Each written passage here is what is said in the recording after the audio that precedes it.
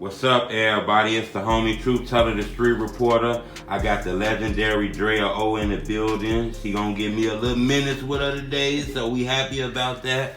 How you doing, legend? I'm good. How are you, legend? I'm coolin'. Now, you know, you gotta be blind or under a rock if they don't know what's going on. But for the people who don't know what's going on, you'll let them know exactly what your name is. Yes, like where you're from. I'm Dre O. I'm everywhere you go. I am a media personality based in Chicago. I'm originally from Chicago. I live in New York now, but I cover hip hop, current, topics. But mainly, I was covering the drill movement from the inception, from the beginning, and it was just a natural interest to me to cover the drill movement, and that's kind of how I got my foot in the door. And, it's evolved from there, but the drill movement was really where my expertise is. So, and you too, right? Yeah. You know what, though? I want to ask you this. When you was doing those interviews, like early, before people were really doing these interviews, did you think this was going to be something big? You knew that already, or you didn't know that? Well, it's funny because I did and I didn't. I always knew that the drill movement was something new to hip hop and it was going to be documented. It took a long time for like the word drill and drill music and drill movement to even get documented. I think it was only 2 years ago that it actually got put into the official dictionary and everything else like that. So I kind of did, but I didn't. It was just a natural interest to me to document what was going on in Chicago. I'm coming up with everybody, seeing everything that's happening. It's a new wave, it's a new movement, and I was just documenting it because I was there. So it was kind of natural, you know what I mean? Right. I was just naturally around the people and everything that was happening, so. Okay. When did you realize that you was on to something? Was it an interview? Was it people running up on you saying they seen your interviews? Was it a moment where you realized I'm on to something? I think it was a couple different situations. Like, I worked with Montana 300. Shout out to Montana. Okay. I'm so proud of him and everything he's done. He's been here since the beginning as well. Okay. I don't think he definitely calls himself a drill rapper, but he was there since the beginning. And just seeing how much people loved him, I started to realize, even though the mainstream might not have realized it yet, there's something here. And even interviewing P. Rico. Like, I sat down with P. Rico years ago. Like, it was probably like 10 years ago, me and P. Rico's first interview. Right. And the first one. Right. We did another one when he got out of jail. Right.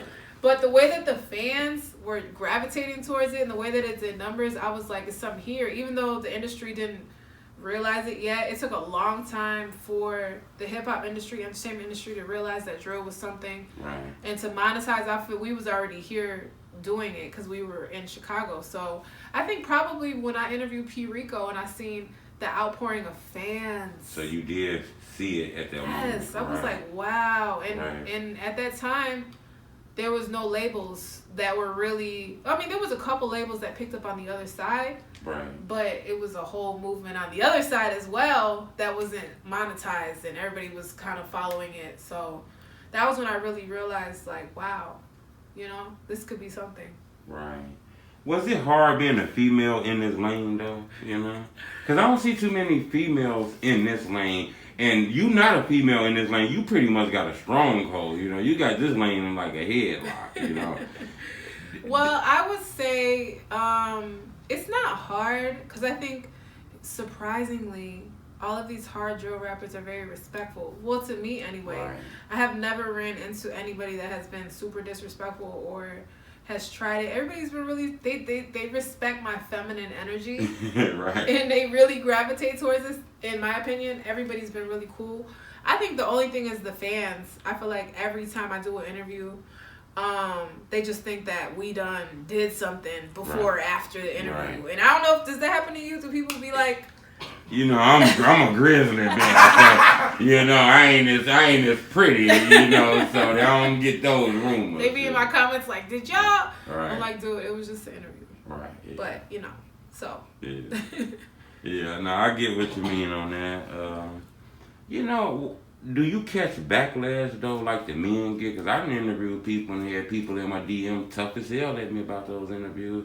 Have you ever had anybody come at you aggressive because of an interview? Yes. Oh, you too, Dreao? Yes, all the time. It's funny because, I say this all the time. I think it's time for the bloggers to come together. I think in Chicago, if the people that do media and blog, it's only like a handful of us. It's not even that many. Right. If we all came together and we just had a chit chat, we'll figure out that we all have similar experiences.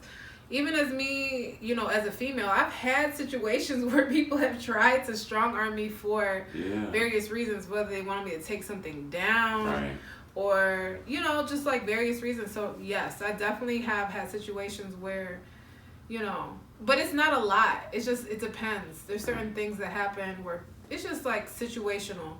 But usually everybody's pretty cool. I feel pretty comfortable doing interviews, you know, but we do run into certain situations where people ask you to take stuff down and you done did a 3-hour interview with them and you thought you was respectful and you did a good job and then they like take that down. Right. How do you handle that? It'd be tough, you know.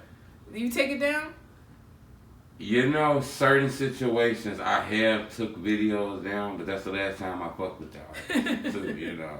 You play like that, I ain't fucking with you no more. You had me rent a spot, bring cameras, all kind of shit. We do that, and I ain't kind of fucking with you no more. After that. But I do get it, though. Well, we on the female part of things now. You know now, Dreao now. I got a couple tough ones now. Uh-oh. You know, with you being a female and overseeing some of the shit going on in the drill culture, because in my opinion, your interviews have helped a lot of drill artists, okay? Oh, thank you. What came to your mind when you seen the video of them two young ladies, Amari Blaze and Mellow Bucks fighting? Because I ain't gonna lie, you know, I interview a lot of drill rappers. I didn't like looking at that video. It's crazy because I don't know how the algorithm works, right? But they knew that I was, you know, interested in like that topic because as soon as I woke up, I seen it and I seen the video. And I was like, oh no, because I was so excited for the female movement. Right. Moscow Tool, like the way that the females came together and they all just collaborated. I was so excited. Right. And there was situations where, you know, there was like rumors and whispers of like tension, but they never took it public. Right. Everybody was cordial. Everybody was quiet. And it was just kind of disappointing to see because I was rooting for the girls. I wanted the girls to win. And I really just wanted the females to keep it on wax because everybody was spitting. Like the diss tracks was going back and forth, and you know that's cool because that's the sport. Like we in this to rap and you know talk to each other on wax. But once it got physical, I was like no because that shows the world that we're not, you know, uniformed as we say. And I just, you know, it was just disappointing because I love the movement. I don't blame anybody because it's just a tricky situation. Right. There's a lot that happened. You can't gauge the way that people are going to react. So it just is what it is, but I don't like to see stuff like that. I don't like the violence. I don't like that, you know? And I have lots of conversations with people about how the female drill artists don't be drilling for real. They keep it on wax, but this kind of came to life and I was just kind of shocked. What did you think when you saw the video? I was shocked, I'm not gonna lie, you know. It was a little weird seeing women act like that. I ain't gonna lie, this might sound weird, but, you know, not pick a side or anything, but you know, just naturally I kind of felt bad for Amari Blaze, you know, seeing blood on her and shit like that, you know. I didn't want to see that, you know, but I seen the video and, you know, yeah, crazy though. So what do you think is going to happen next? Like, do you think it's wrong for Amari to do interviews off the topic? What do you think? You know, people going to be in the DM, everybody in the DM probably about talking to her, but, you know, I think when shit happened on the internet, you know, people might not agree with this, but I just think, you know, when you get that internet fame and shit happen on the internet, you gotta tell your story about that shit. You know, the internet gonna tell it for you. You know. I don't know, I just hope those girls get past that. No more fighting and shit though, you know. No more blood. It's not needed because they both could rap. Right. And they was carrying each other, like, you know, like, it was cool. So I don't think the extra stuff was necessary. Right. Yeah, that was crazy. I had a couple more questions for you. You got a classic interview. To be honest with you, I never seen Tuka mom before I seen your interview. You know, I never seen her before. That was one of the most intriguing interviews. And after your interview, all the other people came calling for it and stuff. But, you know, you had to stamp. You had to stamp for that interview. Was that one of your most powerful interviews? Man. You had a lot of them now. It's like, well, I feel like that really... I knew. Like, when I was filming, I just knew, like, the passion and everything that was coming through the camera from her soul. I was like, oh, my God. It was something that she needed to say, and it took 10 years for her to express herself. She's been hearing people say Smoking Out Tuka. She's been hearing the name and the songs, and like she never got an opportunity to tell her story. No one ever asked her how she felt. No one ever found her to, you know, unearth the story. And shout out to Sheena, Duck's mom, because honestly, Sheena has my heart. I don't want anything... Like, I love Mama Duck so much. It don't matter.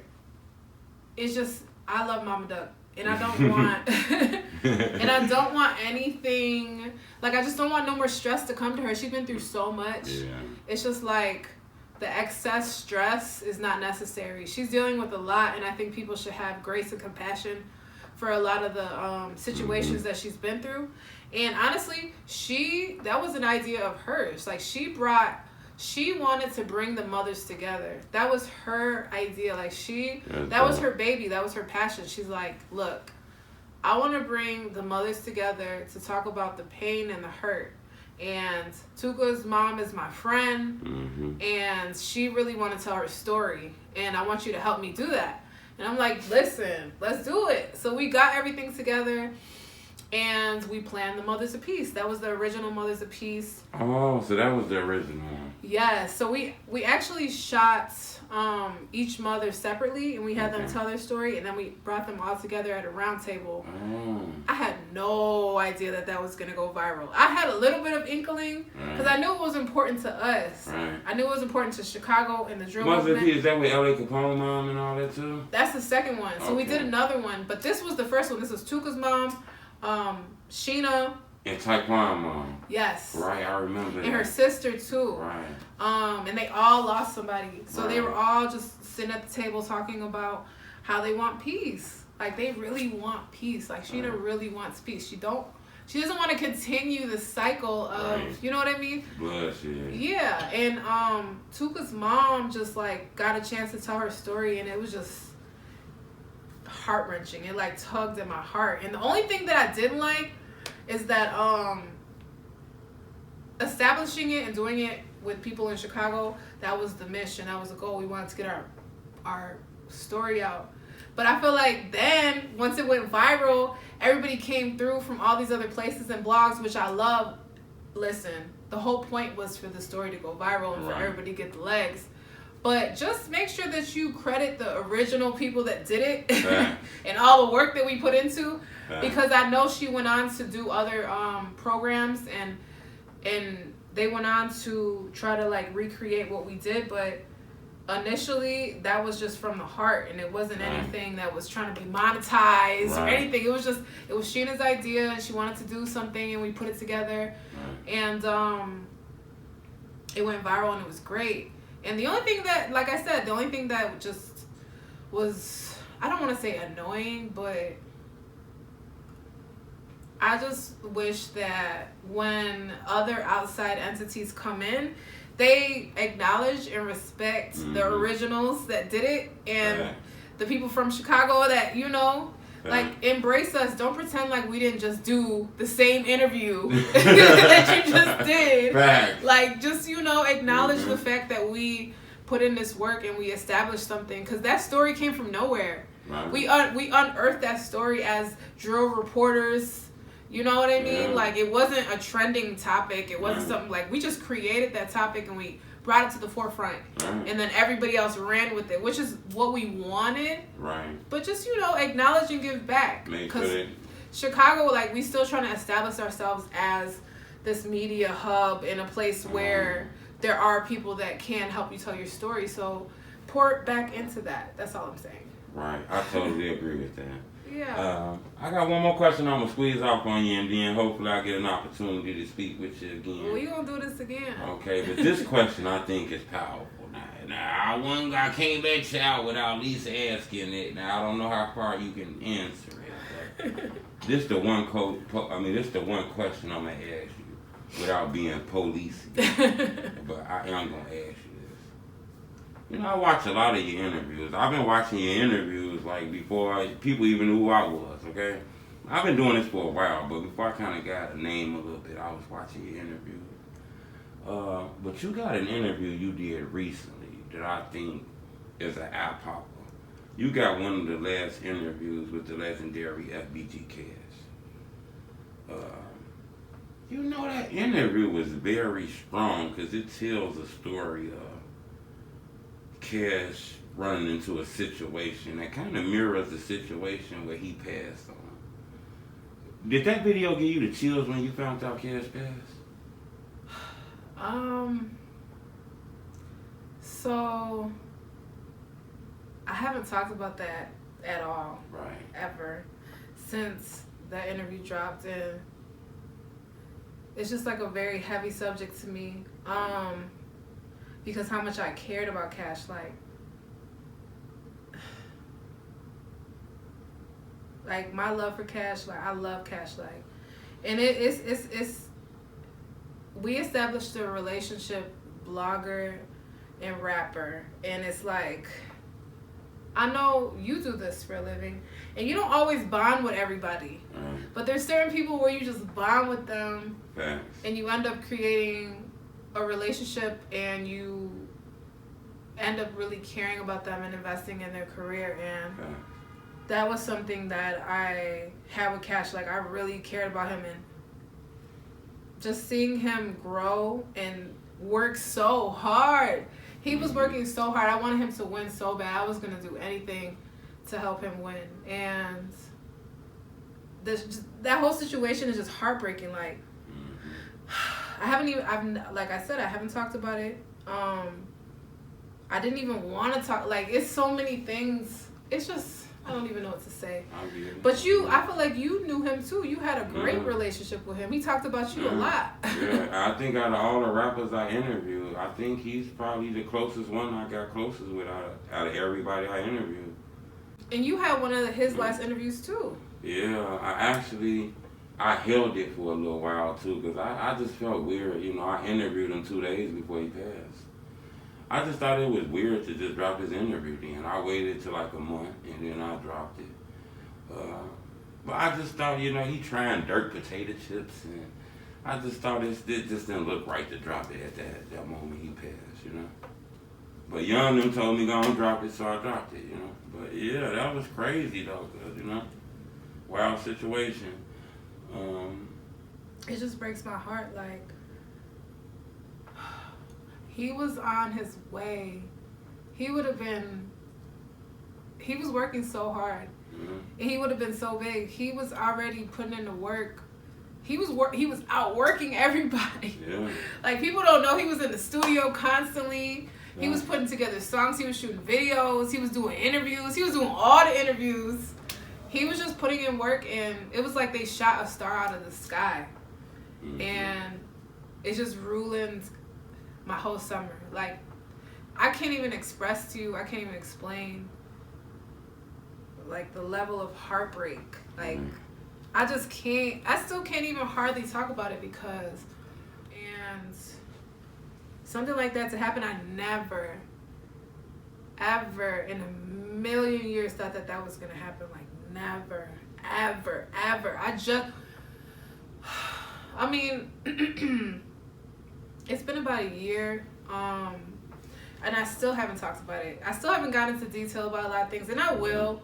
I'll probably come to you, and sit down and talk about it, but I totally get that.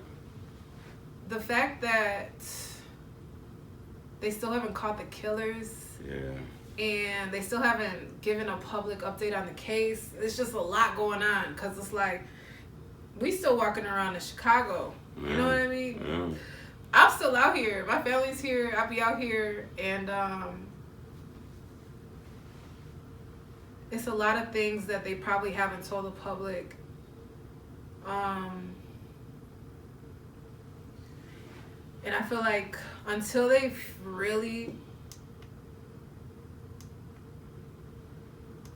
solve the case, or it's just really hard for me to talk about. I don't know. No, I get it.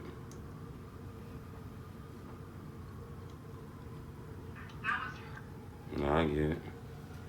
I mean, a lot of people don't know he called me. I never talked about this. He called me so I was in New York and he was in Chicago. But I just seen him. We was in LA together, and we shot an interview, the one that everybody saw, where we were talking about death. And just, I don't even know how that even came up because we had an amazing day. We did a lot of cool things. That was probably one of the best, the most funnest interviews that I've had in so long. He just picked up a baby blue McLaren. We was whipping that. We was riding around. Like, it was just the funnest day ever. And then we did an interview. 16 was there. Okay.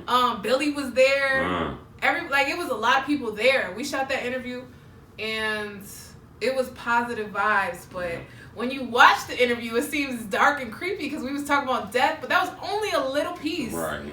And a week later, he goes to Texas.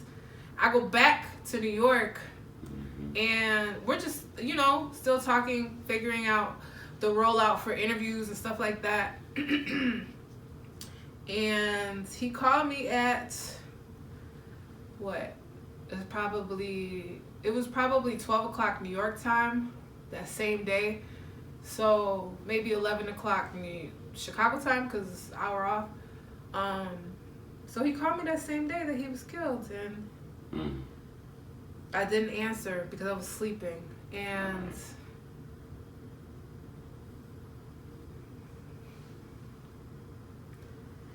it just really bothers me because I feel like if I could have picked up. Yeah, don't blame yourself though, Miss Dreao.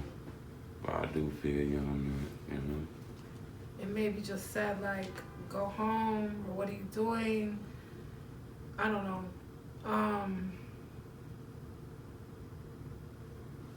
No, I get you on that. It's a tough situation though, You can tell there's a lot of love for Cash though, It was because he was putting in the work. Yeah. And whenever somebody's putting in the work, you root for them. Because you're like, okay, you know what I mean? I just wanted him to win, and he was already winning. He was already putting in the work, so that was just a heartbreak. Right. Heartbreak. And it ruined my whole summer.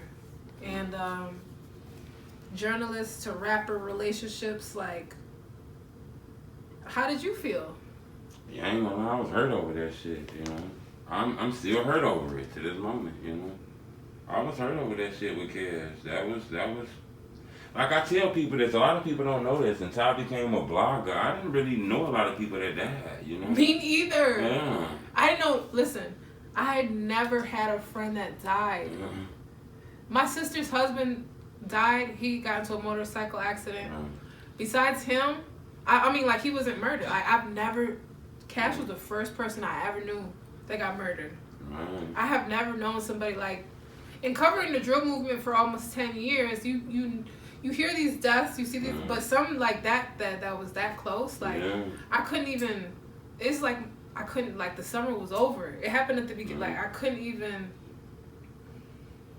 it just broke my heart. It broke my heart, and I just couldn't even talk about it. I didn't even want to talk about it. I haven't done no interviews. I couldn't do no interviews. I didn't want to talk about it. And I get it. I'm just now, like, opening up more. But just going to the funeral. Me and Sheena went to the funeral and just so you seeing did go to the funeral? Yeah. Oh, okay. I flew back from New York, and me and Sheena went to the funeral, and